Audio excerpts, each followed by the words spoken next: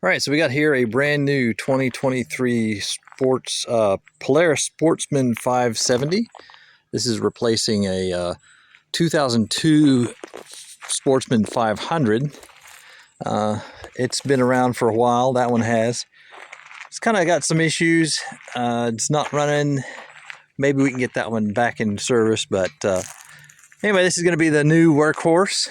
This is what they call desert sand or desert tan. I don't remember which, but I figure it's pretty much Texas dust. So that's pretty much the color the 2002 is now, covered in dust.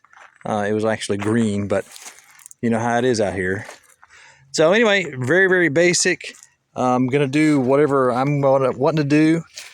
My own kind of customizations, accessories, and whatnot.